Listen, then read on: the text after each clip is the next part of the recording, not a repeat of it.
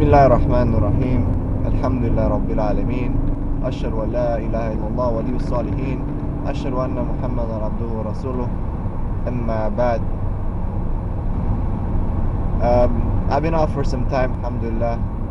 Now I'm back. I had a good reasons, alhamdulillah, to be away. And may Allah subhanahu wa ta'ala protect all of us. Came back, and I have a very important thing to share with everyone. A lot of people have been emailing me, and I've seen a lot of videos lately. I had a lot of time to reflect and think about how things are going for the Muslim nation and for the whole world for that reason, and they're not going too well. And part of the reason is that many people do not know Islam, whether it's Muslims or non-Muslims. One of the Orientalists that I'm quoting now, he was saying that the West has never really known Islam.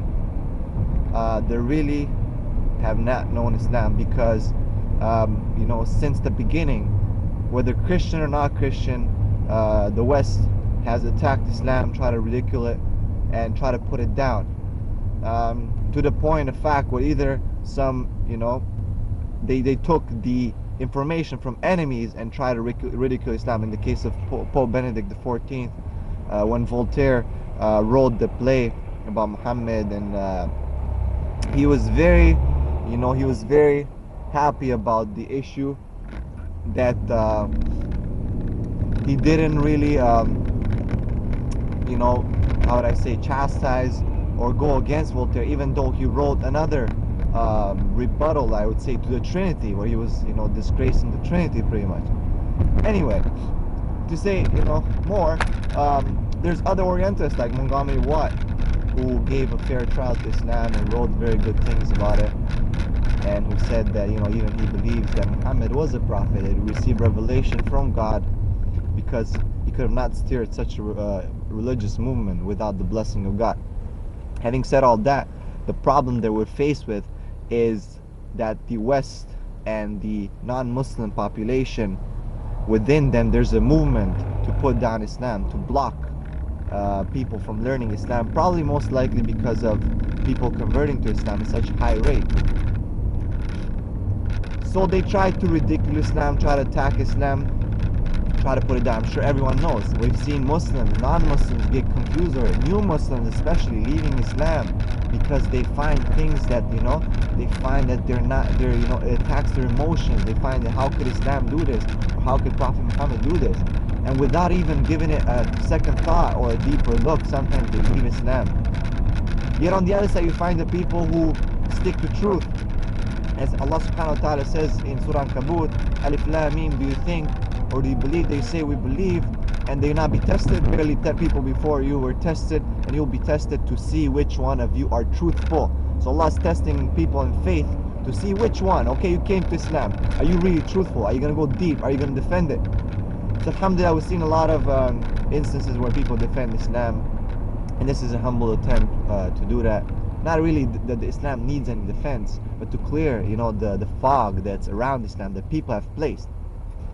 People such as William Muir and Reverend Sinclair, since the time of colonization. I mean, colonization was a big movement when this thing culminated, the attacks on Islam. 2 points how they did it.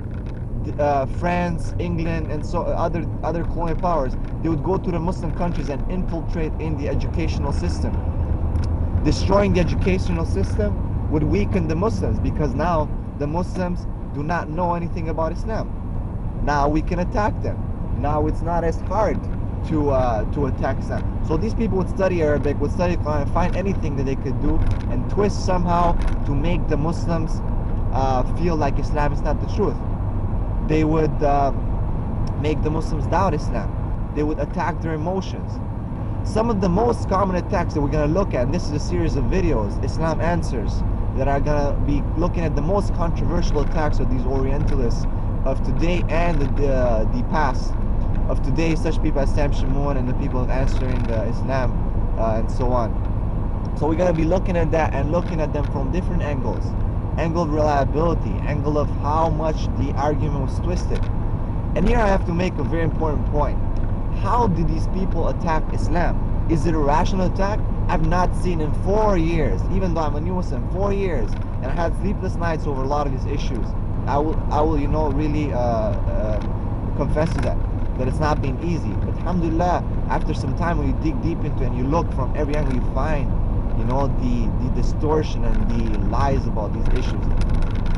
And but I've not seen any rational argument against Islam. Nothing to make Islam stand down and, you know, as not a revelation from God. Some of the most things that they use are what's called fallacies, especially attacking the person, poisoning the well. Instead of attacking an argument, they attack the person. So in our case, they try to attack Prophet Muhammad. They try to compare him to other fictional characters in some cases, such as Jesus of the Bible. According to Islam, that's just a fictional character, and according to history as well, and we'll talk about that. And not even that, even from the Bible, but according to Christian, you know, only belief, he is a real man according to what the Bible describes. So they attack Prophet Muhammad. The next thing they do, appeal to ridicule. They try to ridicule Islam. They try to go into polygamy. They try to twist a little thing and say, oh look, Muhammad was perverted and he did this and that, and oh my God, how can he be a prophet? Blah blah blah. Nothing really rational, nothing really, when you look at these arguments, no substance whatsoever. Another argument, appeal to emotion.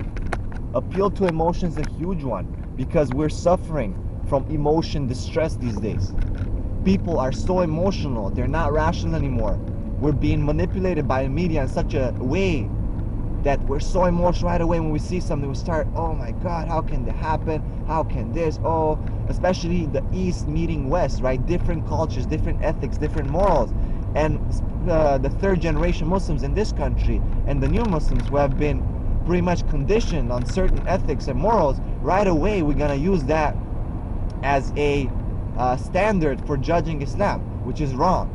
So we're going to look at all these issues, and we're going to look at all the attacks on Islam, how these Orientalists and these people are attacking Islam and tried to do it, inshallah, bi'idhnillah. So please join. A lot of people complain that there's no Muslim voices on media. There are so many. So please support him, spread the videos. Let's show the people the truth of things, how they really are, and let's show the world what Islam really is, that it's been hijacked. Assalamu alaikum.